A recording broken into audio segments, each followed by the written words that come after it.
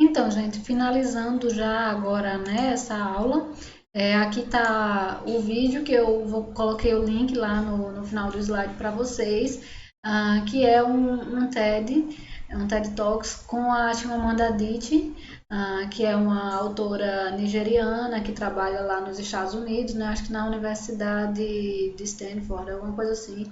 Ela é professora de literatura e ela fala, né, sobre o perigo da história única. Muito bom esse TED Talks e tem ligação, né, com aquilo que eu estava falando para vocês sobre o fato de a propaganda nazista ter feito muito sucesso porque ela não tinha uma voz dissonante ali na sociedade, né, uma voz dissonante forte que pudesse aí contra-argumentar toda a barbárie nazista, né? Não havia liberdade de imprensa, de literatura, de nada. Então, por isso que eles tiveram aí tanto sucesso nas estratégias deles. E a Chimamanda Adichie vai comentando como é que, mesmo hoje, a gente acaba, numa sociedade aí, com tanto acesso à informação como a nossa, a gente acaba vivendo aí muito cercado de preconceitos, de estereótipos, de ódios contra o outro, né? Esses preconceitos e estereótipos acabam gerando ódios contra o outro e são muito perigosos, né? Esses preconceitos, estereótipos, essa história única. Por isso que é bom a gente ver todas as coisas a partir de múltiplos pontos de vista, né? E aí a gente entra, né, já falando sobre isso, né, na lei de transfusão, que tem a ver com a ideia de você transferir para você os mitos, os ódios, os preconceitos, as ideias que já estão presentes numa determinada multidão.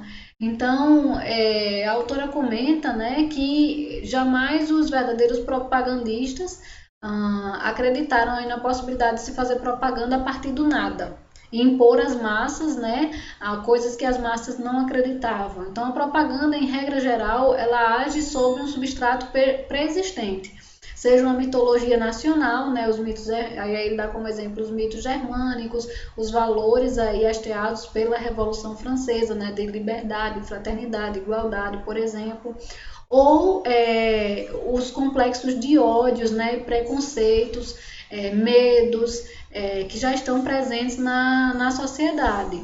Então, aquilo que a sociedade já acredita é com aquilo mesmo que os propagandistas eles vão trabalhar, com os medos, com os desejos, com as necessidades, com as crenças, com os valores que já estão aí disseminados na sociedade. Muitas vezes até a propaganda ela atua no sentido de tentar desconstruir um pouco desses medos, desses ódios, desses preconceitos. Mas como é que se faz isso? Muitas vezes isso é feito com a estratégia de você começar concordando com o oponente, né, ou com a multidão, enfim, com um receptor, para depois e você mostra o primeiro ponto de concordância, porque você mostra que existe algo em comum entre vocês, porque as pessoas elas costumam gostar daquilo que elas entendem, daquilo com qual elas concordam. Então, primeiro se atua no sentido de mostrar que há um elo de ligação entre o falante e as massas, ou entre o emissor e o receptor, e aí depois você vai contra-argumentando os pontos para você partir daquilo que as pessoas já acreditavam até chegar numa conclusão diferente, né, daquela que o público tinha. Então você começa dizendo, eu entendo o seu medo, eu entendo isso que você sente, mas existe esse outro lado. Então essa é uma estratégia que muitas vezes é utilizada, né, para desconstruir esses ódios, preconceitos, fobias e etc. No entanto, né, a gente tem até visto muito isso nos últimos tempos, a propaganda aí exercendo um papel de parteira.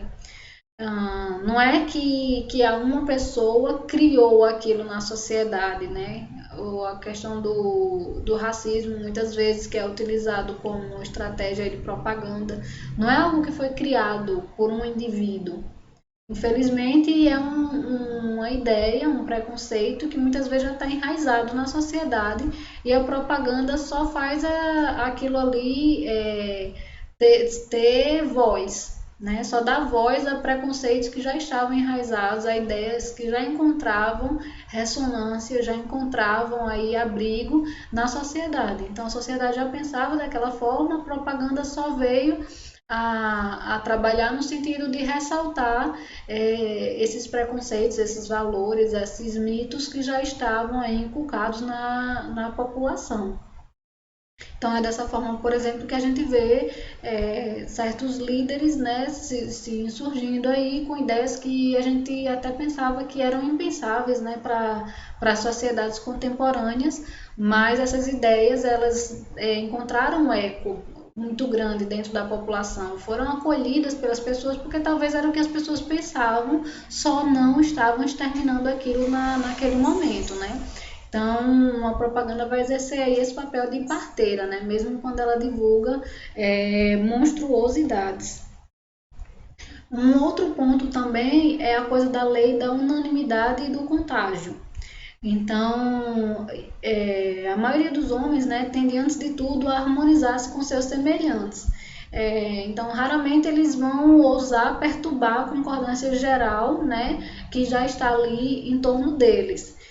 Por isso que se trabalha muito a coisa das pesquisas de opinião, né, nas campanhas políticas, porque a ideia é tentar, só uma nota aqui, é tentar mostrar que aquela opinião ela prevalece naquele meio social, né? Que a ideia é que mostrar que há uma certa unanimidade em torno daquele candidato, por exemplo.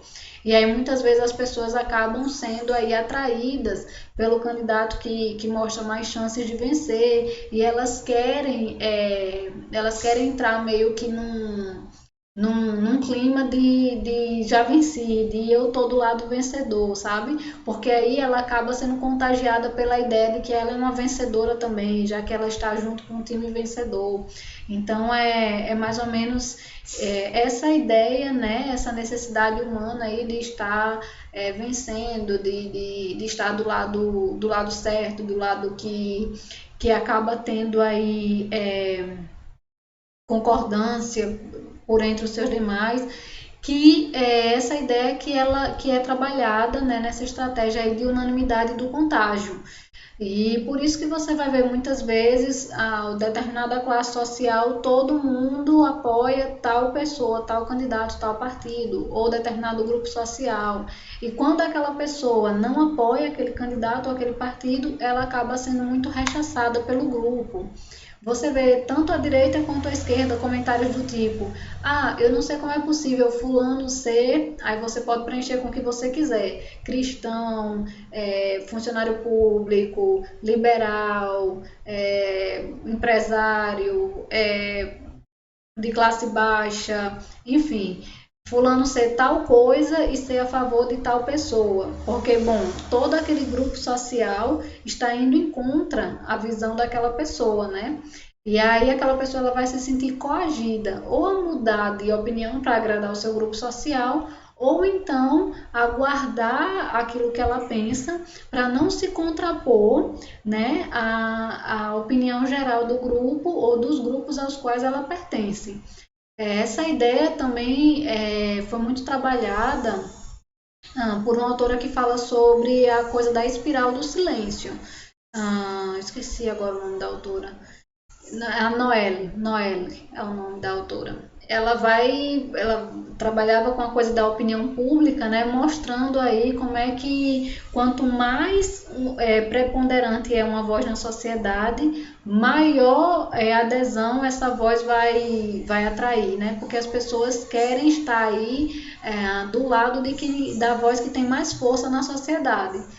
Por outro lado, quanto menos adeptos uma determinada ideia tem, menor a chance de que essa ideia possa crescer na sociedade. Por quê? Porque essas pessoas, essas poucas pessoas que acreditam naquilo, vão ter aí vergonha, receio de expressar sua opinião em grupos que elas sabem que são majoritariamente contrários à opinião dela. Então, se eu sei, por exemplo, que uma determinada opinião, ela é muito mal vista, por exemplo, no meu grupinho de amigos aí da academia. Então, muito provavelmente, eu não vou externar essa minha opinião, para não me dispor com o meu grupo social, entende? Se você frequenta uma igreja e sabe que todos os outros fiéis dessa igreja pensam de uma determinada forma, dificilmente você vai expressar aí, se expressar de modo diferente, para que você não seja excluída desse grupo social, né? Porque o ser humano ele tem muito receio da coisa da exclusão.